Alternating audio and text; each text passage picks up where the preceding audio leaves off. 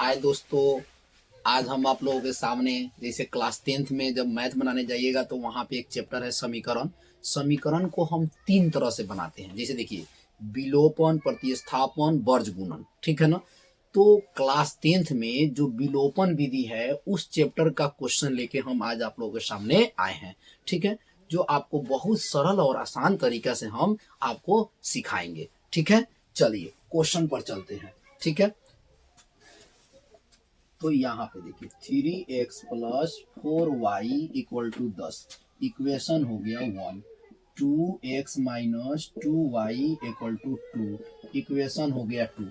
अब देखिए यह हो गया समीकरण फर्स्ट, ये समीकरण सेकंड। यानी आप एग्जाम में जाइएगा तो दो समीकरण दिया रहेगा और पहला समीकरण उतार के लिख दीजिएगा समीकरण फर्स्ट, दूसरा को उतार के लिख दीजिएगा समीकरण सेकंड। इतना तो करने आ जाएगा। अब उसके बाद देखिए विलोपन विधि है, तो विलोपन विधि में देखिए एक नियम क्या होता है। नियम यह होता है कि आप समीकरण फर्स्ट में यानी जो x का मान है दोनों x का मान सेम करना पड़ता है और नहीं तो y का मान सेम करना होता है। आप x का मान सेम कीजिए और नहीं तो y का मान सेम कीजिए। अब बात यहां आता है कि x का मान सेम कैसे करें या y का मान सेम कैसे करें।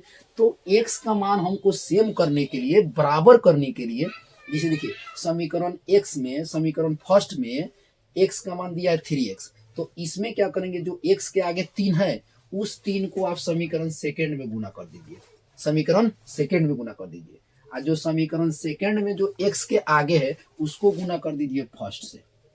समझ में आया? फिर से समझिए, यानी 3 का जो x के आगे 3 है उसको सेकंड में गुना कर दीजिए और जो सेकंड में जो x के आगे 2 मतलब जो भी हो उसको फर्स्ट में गुना कर दीजिए। x अपने मने बराबर हो जाएगा। अगर आपका मन है कि नहीं सर हम x बराबर नहीं करना चाहते हैं, हम करना चाहते हैं y, कोई बात नहीं, y के आगे जो मान है उसको सेकंड में कर दीजिए और इसमें का मान कहाँ कर दीजिए, समीकरण फर्स्ट में, तो y बराबर हो जाएगा। ठीक है, तो चलिए अब हम क्या करेंगे, 2 से गुना करेंगे इस सभी में।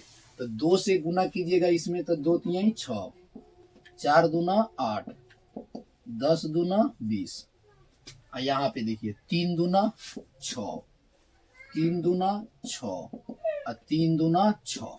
अब देखिए इस 3 से सभी में गुना किए, 3 दूना 6, 3 दूना 6 और 3 दूना 6। अब देखिए, अब यहाँ पे देखिए दोनों x का मान सेम हो गया कि नहीं, दोनों x का मान सेम हो गया। तो अब हम क्या करेंगे, सेम हो गया तो यहाँ पे हम लिखेंगे घटाने पर। क्यों? क्योंकि दोनों का चिन्ह सेम है। तो यहाँ पे लिखिए घटाने पर। क्या लिखिए? घटाने पर।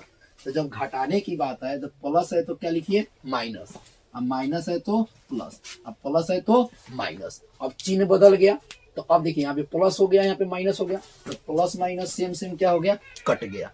अब देखिए 8 गो 6 गो कितना जुट जाएगा, तो 8 और 6 कितना हो जाएगा, 14, क्योंकि दोनों प्लस का चिन्ह है तो जुट जाएगा।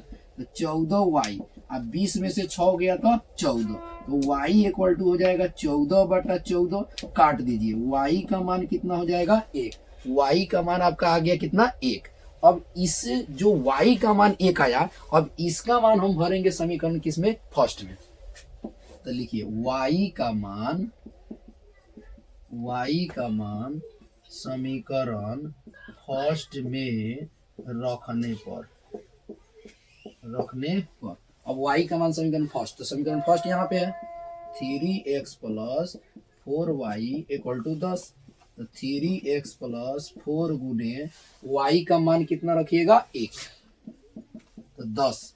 तो 3x + 4 में 1 से गुना कीजिए, 4 10, तो 3x बराबर 10 - 4। 3x = 10 में से 4 गया तो कितना हुआ, 6। x = 6 बटा कितना हो गया, 3। तो x के मान कितना आ गया, 2। x का मान कितना आ गया, 2। ठीक है, x का मान कितना आ गया, 2। यानी कहने का मतलब कि विलोपन विधि से हम बनाएंगे तो आप x को इक्वल कीजिए, नहीं तो y को इक्वल कीजिए। यही नियम है कथी का, विलोपन विधि का। और एग्जाम में आपको क्वेश्चन पूछ देता है। एक बात और बता दे कि आपको एग्जाम देने जाइएगा 10वां के तो बहुत सारा क्वेश्चन आता है जो समीकरण पर आ जाता है। तो समीकरण पर आ जाता है तो उसको विलोपन विधि से सीख ले रहिएगा तो विलोपन विधि सबसे आसान लगेगा, तुरंत गुना करके दोनों बराबर करके इक्वल कर दीजिएगा। आता है, आप एग्जाम देने जाइएगा क्वेश्चन मतलब क्लास 10th में तो बहुत सारी क्वेश्चन इस पर आता है। ठीक है, थैंक यू, और मेरे पेज को फॉलो कीजिए और मेरा चैनल को सब्सक्राइब किए। धन्यवाद।